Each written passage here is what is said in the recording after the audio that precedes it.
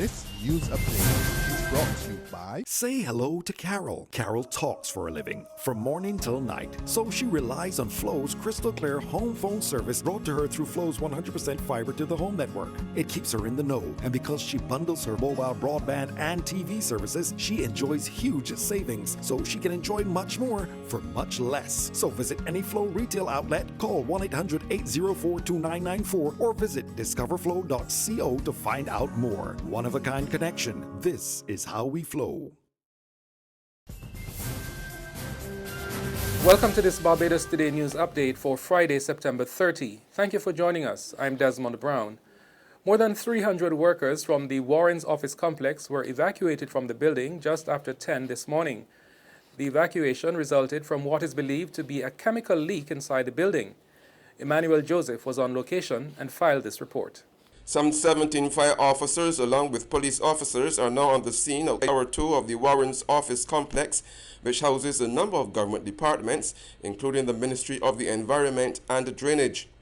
As investigations continue into the cause of the leak and its possible consequences, the evacuated workers remain hundreds of yards away from the building for safety reasons. At the same time, though, some have gathered a little nearer to the complex but are not being allowed to enter at this stage. Meanwhile, police have cordoned off the scene and no business can be conducted at the complex for the time being. Police Public Relations Officer Acting Inspector Roland Cobbler, who was present, told Barbados Today that the alarm was raised just after 10 this morning after reports of a strong smell from within the building, which apparently emanated from a battery. At 10 o'clock this morning, the fire department received a report of a pungent smell coming from the 10th floor of Tower 2 here at Warren's in St. Michael.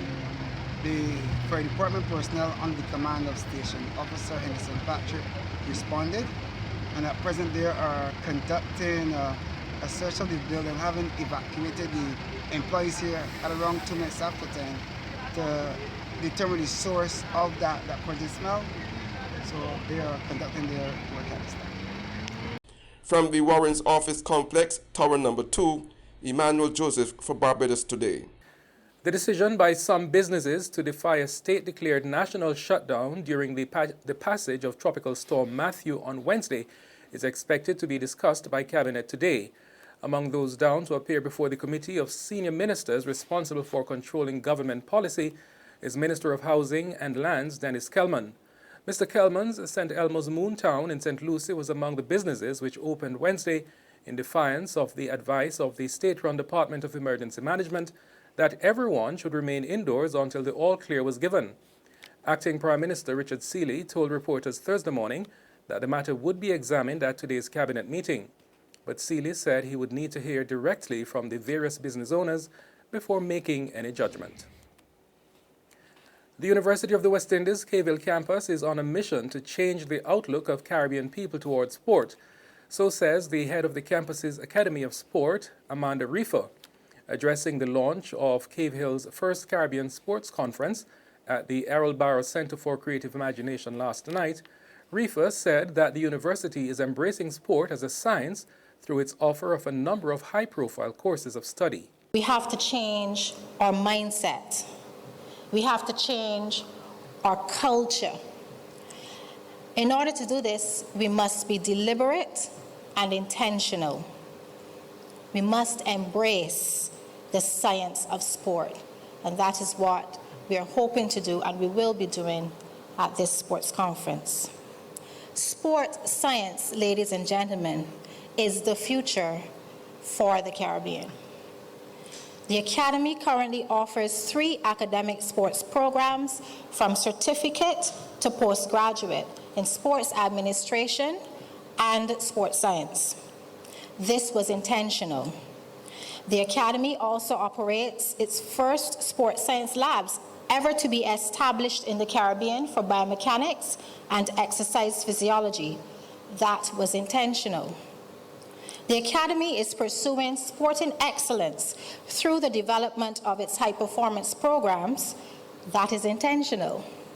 The Academy established a memorandum of understanding through the University of the West Indies with the University of New Brunswick to offer and deliver the MSc in Sports Science. Meantime, Sagicor's General Manager Edward Clark wants more money gained from Caribbean sport activities to be plunged back into development of athletes.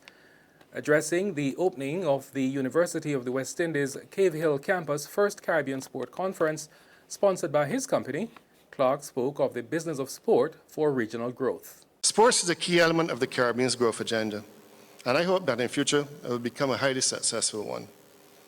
Caribbean sport has the ability to draw the world's attention and interest whenever its athletes are performing at the top of their game.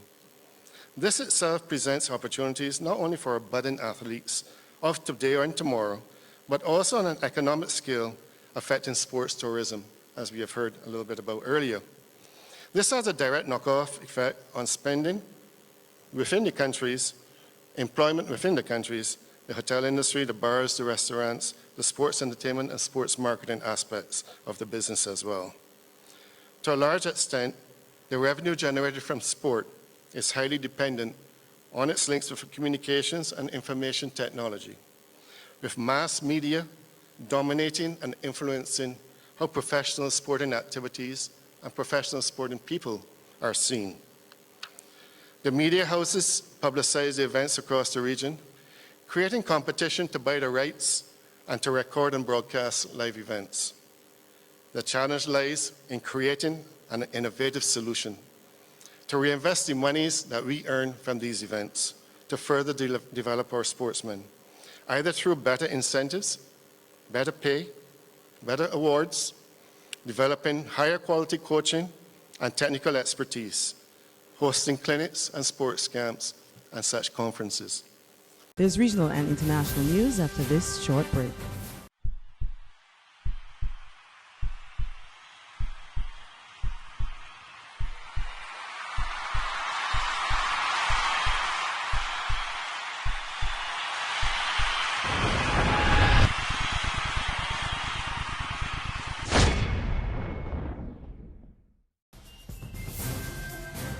In regional news, the Jamaica government is urging nationals to be prepared for the passage of Tropical Storm Matthew.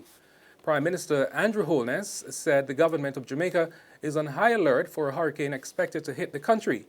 The Miami-based National Hurricane Center said the hurricane is continuing to strengthen over the south-central Caribbean Sea and at 8 this morning had maximum sustained winds of 105 miles per hour.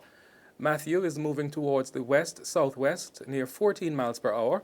A turn toward the west is expected later today, and this westward motion with a decrease in forward speed are forecast through Saturday. A turn toward the northwest is expected Saturday night or Sunday. The Meteorological Service in Jamaica has placed the country on high alert for the storm that is expected to hit the island between Sunday night and Monday morning. Chief Medical Officer Dr. Winston Delahaye is urging people to begin preparations in light of the expected impact of Hurricane Matthew. On the international scene, world leaders have hailed the vision of the late Israeli leader Shimon Peres as he was laid to rest days after his death at the age of 93. Israeli Prime Minister Benjamin Netanyahu described him as a great man of the world. That so many leaders came from around the world to bid farewell to Shimon is a testament to his optimism, his quest for peace, his love of Israel. The people of Israel deeply appreciate the honor you have shown Shimon and the state to which he dedicated his life. Shimon lived a life of purpose. He soared to incredible heights. He swept so many with his vision and his hope. He was a great man of Israel. He was a great man of the world. Israel grieves for him. The world grieves for him.